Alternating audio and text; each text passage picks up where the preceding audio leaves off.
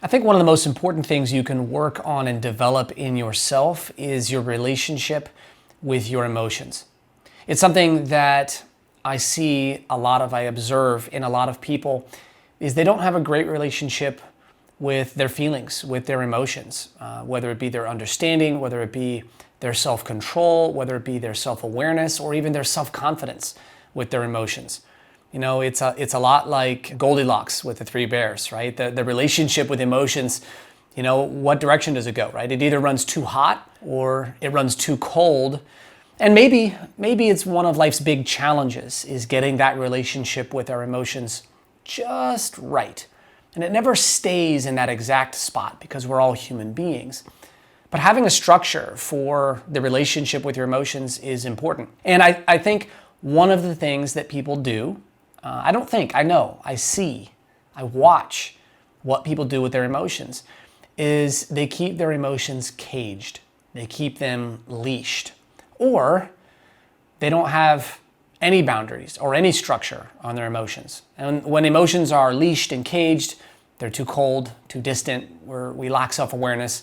When there's no structure whatsoever, they run too hot, they run rampant. And so unleashing your emotions is about training your emotions how to operate with you and training you how to operate with your emotions. It's not keeping your emotions in a cage or on a leash, but it's also not letting them dictate to you or dictate your life. So how do you unleash your emotions with discipline? Number one, listen to your emotions, but don't let them decide. You are the decision maker, not your emotions. Emotions largely come from our programming. They come from programming deep in our brains, way up front in our brains, from our habits, from our patterns, from our belief systems, from our background, from our nature. Emotions are deeply seated and they're very difficult and hard to understand and get our arms around. And so what we need to do, where that line is for all of us, is to listen to our emotions. If you don't listen to your emotions, and this is going to come later, if you don't listen to your emotions, you're going to miss important signals. But you can't confuse listening to your emotions with allowing your emotions to dictate and decide for you. Self-control tells us that we are always the decision maker. You are always the decision maker. And it helps right now, right? Like stop right here. It helps for you to decide, are you or are you not the decision maker in your life? Do you or do you not have the capacity to decide despite how you feel? If the answer is no, you are going to be a victim of your own self. That's not who you are. That's not the reality. That's not the case. You are the decision maker. You decide. But what we can't allow ourselves to do is ignore our emotions. Turn off that radar, turn off that self-awareness, turn off that ear that we put to what we're thinking, what we're seeing, what we're feeling. So the first key to unleashing your emotions is learning and training how to listen to them without letting them decide for you, and to stay firmly in the decision-making seat yourself while understanding what's going on in your emotions. Emotions are a part of every thought. They're a part of every process. They're a part of every observation. What you want from your emotions is you want them to help you. You want them to propel you. You want them to accelerate you. You don't want your emotions to harm you, to hold you back, to decelerate you, to pull backwards on things that you need to be stepping into. You want your emotions to be things that benefit your life, not things that disrupt your life. So number two is give yourself permission to feel something without being controlled by it. You know, you can feel things, even really strong emotions, without letting those things control you. Right? Part of this is listening to an emotion and making sure that it's okay to listen to an emotion. It's okay to let an emotion off of a leash, not to go crazy in your life, but to let an emotion off the leash to say, it's okay. I'm allowed to feel things. Because when you listen to your emotions and when you make sure that you decide, you are the decision maker, well, now you're going to give yourself permission to feel something without being controlled by it because you know you're the decision maker. And I believe in using the lighthouse technique.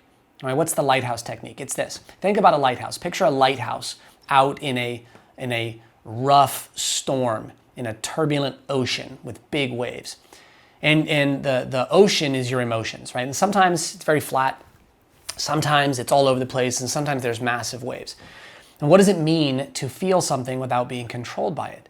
Well, you want to be the lighthouse when your emotions are big waves. And those big waves could be things more classically seen as disruptive emotions, right? Like anger or fear. Although they are useful emotions, they can be disruptive. But joy and love and happiness, those can also be disruptive. We typically think of them as positive, but there are a lot of times where our attraction for something, our love for something, our joy of something caused us to get into an unhealthy relationship with it as well. And we were overwhelmed, and we lost self-awareness because we got drawn or attracted to whatever that thing. So the lighthouse technique is this. When an emotion shows up, allow it to hit you as the lighthouse without letting that emotion move you and sway you off of your position, especially when it's a big emotion. You let that emotion rise, crash, fall, and dissipate without allowing it to control you. And that can be any emotion. Fear, anger, guilt, shame, love, joy, sadness, it can be anything. You don't have to be controlled by it. You can feel it. It can be real. It can be relevant. And you can just allow yourself to feel it and be that lighthouse. Let it crash against you. Let it surround you. And then let it fade. Because all emotion is temporary. All emotion is momentary. It might rise again. It might not. The same situation might trigger a similar feeling. It might not. But when you allow yourself to feel it without being controlled by it, you acknowledge and you embrace the temporary nature of the emotion, and you learn how to control yourself without putting your emotions in a cage, on a leash, or letting them knock you off your center. Every emotion is talking to you. It's trying to tell you something. So number 3 is understand what your emotions are trying to tell you. Every emotion has a message. Simplified, there's a reason every emotion exists. And the reason is not out there. The reason is not around here. The reason is in here. The reason is in here.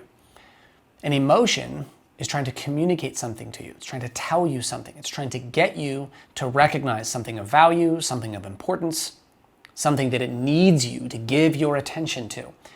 Your job, your responsibility is to understand what that is. Now, as you understand what that is, from that point forward, you have to be a decision maker. You have to be an observer. You have to be an evaluator. But if you don't even understand what your emotion is trying to tell you and why it's trying to tell you that, how you got to that emotional space, how you got into that emotional state, it's very difficult to be a good observer and a good decision maker if we don't understand what that emotion is trying to say. Emotions are not things to ignore. They're things to understand. You don't have to do what every emotion says, but you also don't have to pretend like you're not actually feeling something. Unleashing your emotions is about listening to them, giving yourself permission to feel them without being controlled by them, and understanding what your emotions are trying to tell you, and then being the decision maker yourself.